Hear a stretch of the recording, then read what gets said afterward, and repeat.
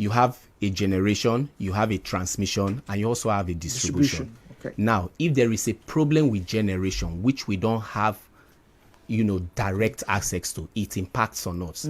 Our services literally is to distribute this electricity to customer as it's being generated and transmitted. Now, you also have a transmission head, which is solely, covered by government. And if there is a fault in a transmission station, like in this case of this customer now, the estate, it falls under the Rumodumaya, which also feeds from the Rumosi transmission station. Okay. As we speak, the place has been on fault. If you notice, areas like NTA, Choba, UBTH, all these areas has been out for some days because there is a breaker issue. Okay. So this actually happened. But what I will encourage all Band A customers to do, if they know that they are in Band A, because definitely you see it on your bill, it's usually posted on our website. It's not hidden.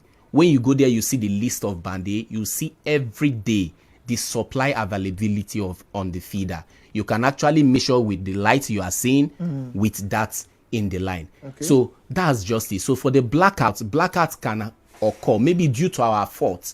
For example, there might be rain, like it rained yesterday. Yes. So once there is an issue, it might be out.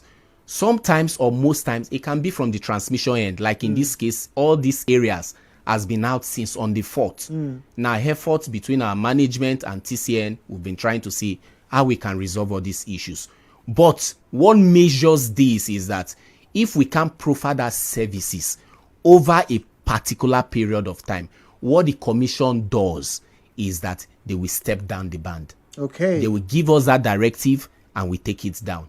So that's just how it is. Okay, so if somebody was on Band A or Band B, whatever band it was, if for whatever reason you're not able consistently supply the stipulated power within a period, you now step them down. You downgrade. Okay, I saw for one line, Calabar, some group were upgraded from Band C straight to Band A. Okay. That's like double promotion. I was happy for them, but I don't know if they were happy for themselves, Chukudi.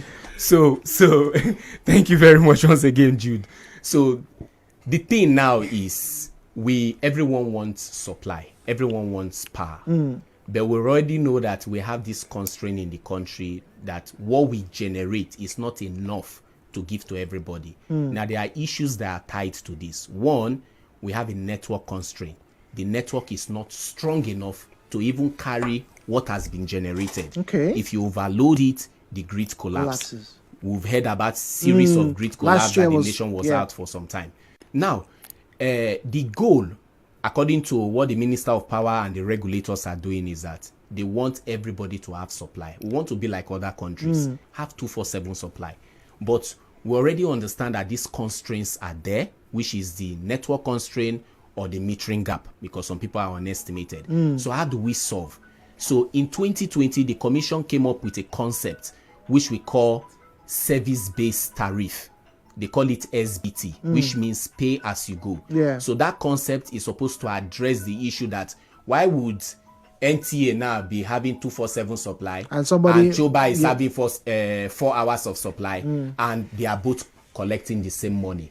So they created that concept to say, let people pay as they go. That was where the banding system started. So Band A is expected to have 20 hours of supply and above minimum. You have for B 16, you have for C 12, you have for D 8, and you have for 4 hours, which is Band E. Now, all these areas, their tariffs vary. Their tariffs vary. Yeah, so which is the biggest concern? Yes, so all the tariff varies. Band A has the highest amount of tariff.